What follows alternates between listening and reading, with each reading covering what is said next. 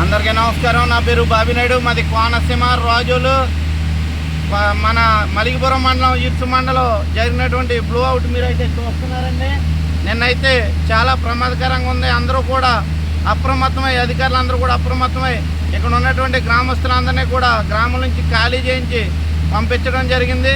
నిజంగా ఈరోజు 50% పైనే, అబౌవ్ 70% చాలా తక్కువ ముఖం అయితే పట్టినటువంటి దృశ్యాన్ని మీరైతే చూస్తున్నారు. దీన్ని కూడా రాజకీయం చేస్తున్నారండి వైసీపీ వాళ్ళు. దుష్ప్రచారాలు చేస్తున్నారు.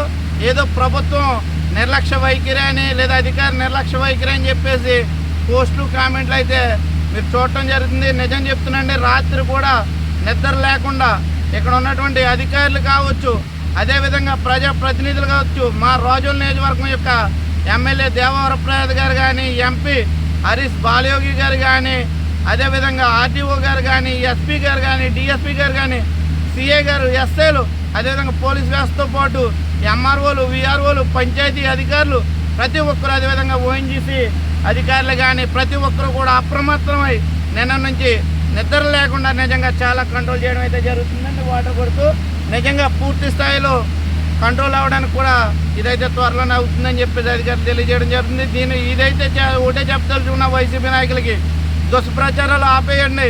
ప్రతి ఒక్క అధికారి నిర్లక్ష్య వైఖరిని మీరు అంటారు. అధికారులందరూ కూడా చాలా బాగా వర్క్ చేస్తున్నారండి. ఎక్కడ కూడా నిర్లక్ష్యం లేదు. కావాలని తప్పుదారి వైసీపీ నాయకులు పట్టేస్తున్నారు. అదేవిధంగా ప్రభుత్వ నాయకులు, కూటమి నాయకులు కానీ, అదేవిధంగా అధికార ప్రతినిధులు కానీ ప్రతి ఒక్కరు కూడా నిజం చెప్తున్న ప్రజాప్రతినిధులు అందరూ, ఎమ్మెల్యే గారు కాడి నుంచి ప్రతి ప్రజాప్రతినిధి ఇక్కడుండి దగ్గరుండి ప్రతి నిత్యం ఏం జరుగుతుందని చూస్తూ దీన్ని తగ్గుముఖం పట్టే విధంగా చేసే ప్రయత్నం అయితే చేస్తున్నారు. దీన్ని అయితే త్వరలోనే కంట్రోల్ చేయడానికి కూడా అవుతుంది. 24 గంటలలోపు పూర్తిగా కంట్రోల్ అవుతుందని చెప్పడం జరుగుతుంది. కావున ప్రతి ఒక్కరు గమనించాలి.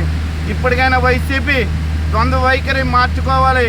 నిజాన్ని నిర్భయంగా మాట్లాడాలి తప్ప ఎటువంటి దుష్ప్రచారాలు చేయకూడదని మా కోనసీమని కాపాడిన లక్ష్మీనరసింహస్వామికి మరొకసారి నమస్కరించుకుంటూ త్వరలోనే దీనికి శాశ్వత పరిష్కారం దొరుకుతుందని ఎదురు చూస్తూ సెలవు తీసుకుంటున్నాను.